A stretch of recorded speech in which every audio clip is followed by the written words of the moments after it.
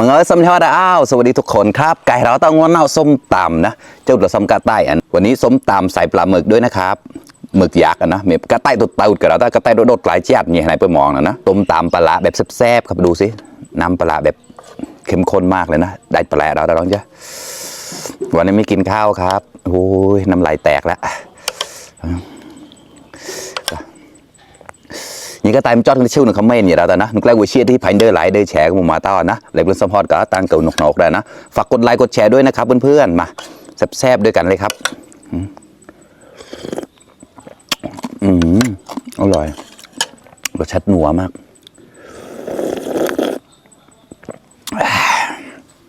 ใช่นะครับมาคำแรกคำโตโตหมอกตุดเต้าตาโนรัตอะ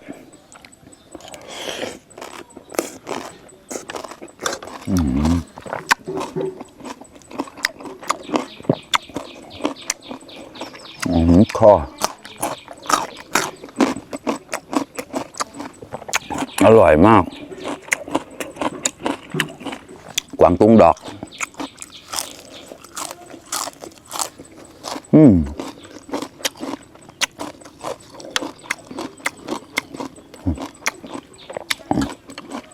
ก็ได้ก็คำโตโตหมอกตุดเต้าตาโนรัตอะ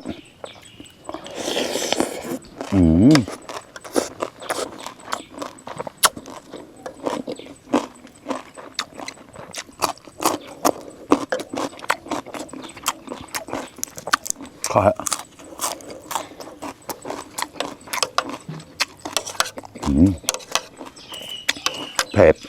เราไหมครับ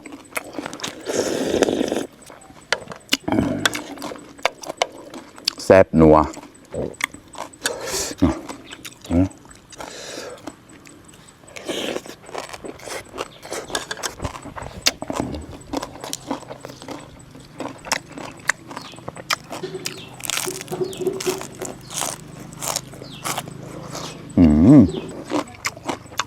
ใส่มะกอกด้วยนะครับเจอส้มใส่กอกแล้วเชี่ยข้อมากันนะส้มตำนะใส่กอกแป้เฉยๆครับ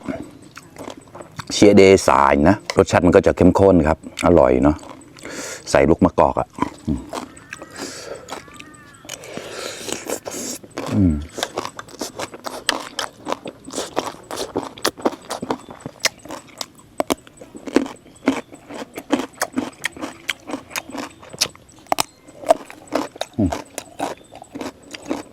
กรอบมากโซ่มา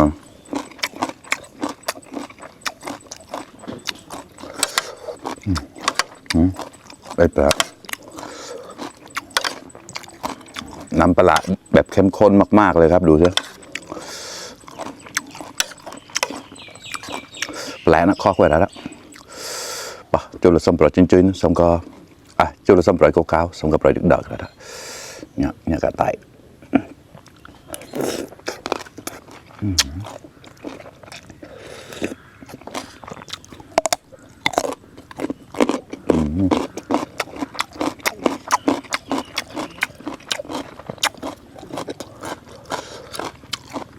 แซ่บ